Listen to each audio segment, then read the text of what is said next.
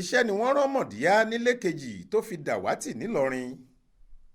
Títí dàsìkò tá ń kó ìròyìn yìí jọ ni wọ́n sì ń wá ọmọdébìnrin ẹni ọdún 7 kan Kájọlà Mọridiya tó Dawati lọ́jọ́ àbámẹ́ta sátidé ọjọ́ 26 oṣù karùn-ún ọdún 2023 yìí lágbègbè Alágbàdo níjọba ìlà oòrùn Ìlọrin nípínlẹ̀ Kwara. Wọ́n ní kó lọ fẹ́nìkan ní nǹkan kan lódì kejì ló bá Dawati. Ọjọ́ kẹfà rèé táwọn mọ̀lẹ́bí rẹ̀ sì ti ń wá a kiri. Ọ̀kan lára àwọn mọ̀lẹ́bí Abdulrasheed tó bá Aláròyé sọ̀rọ̀ lọ́jọ́bọ̀ tọ́sídẹ̀ẹ́ ọjọ́ kìíní oṣù kẹfà ọdún 2023 yìí sọ pé ọjọ́ náà ló pé ọjọ́ 6 táwọn ti ń wá Mọridiya tó Dawati. Ó ní kò síbi táwọn mọ̀lẹ́bí kò tí ì wá ọmọ náà dé, ṣùgbọ́n pàbó ni gbogbo ìgbìyànjú àwọn ń já sí.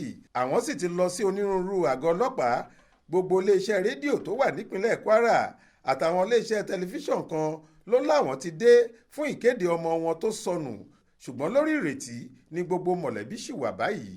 Nínú ọ̀rọ̀ rẹ̀, Abdulrasheed ní nǹkan bí aago 2 ọ̀sán ni wọ́n rán Mọridiya níṣẹ́ kó lọ fún ìyàn ní nǹkan níbi tí kò ju ìrìn ìṣẹ́jú 5 lọ lágbègbè Alágbàdo. Kì í sì ṣe ìgbà àkọ́kọ́ nìyí tí wọ́n máa rán ọmọ náà níṣẹ́ bẹ́ẹ̀, ṣùgbọ́n nígbà tí kò tètè dé ó láwọn rò pé bóyá ó ń ṣeré lọ́nà ní tó fi pẹ́. Nígbà tí ẹni tí wọ́n rán sí tún wá béèrè ohun tí wọ́n ní kí Mọridiya lọ gbé fún tọ̀hún ni mọ̀lẹ́bí tó mọ̀ ọ́ lọ́rùn tí wọ́n sì bẹ̀rẹ̀ sí wá kiri. Abdulrasheed ní kò sí kinní kan tí gbogbo mọ̀lẹ́bí gbójúlé báyìí ju kíké pe Ọlọ́run Allah lọ.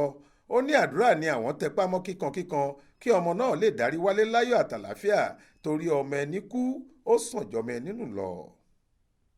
Ibrahim Alágúnmu ló ṣàkójọ ìròyìn yìí fún iléeṣẹ́ tẹlifíṣàn Aláròyé online. Faith Adébọ́lá ló kà á sétí ìgbọ́ yín.